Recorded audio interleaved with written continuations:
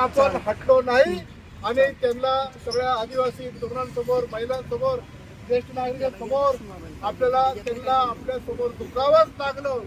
आपल्या लोकांची भावना लक्षात घेतली आणि पोल्युशन बोर्डाने जे पत्र दिलं त्याच्यामध्ये आपल्या ज्या भावना आहेत त्याचा उल्लेख करून ही मीटिंग स्थगित केली असं तरी दिलं.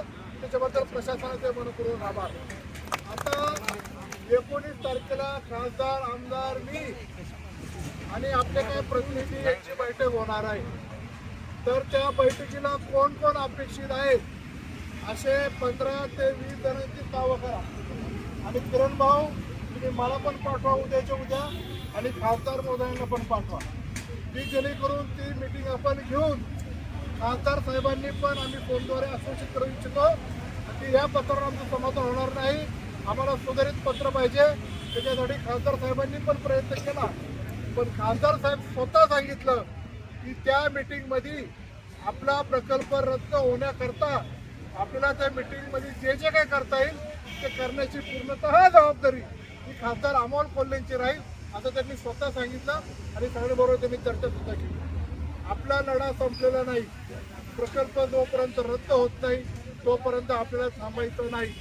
म्हणून तुमच्यासाठी जे काय ही सगळी तरुण बांधव सांगेल ते करण्याची माझी तयारी आहे.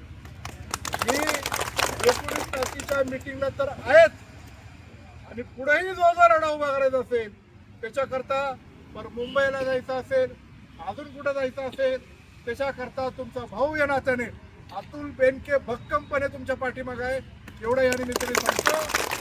मी आता फोनद्वारे सुरेश भाऊ यांना विनंती केली की आपलं म्हणणं आता ऐकलेलं आहे, आता तुम्ही उपोषण मागे घ्या.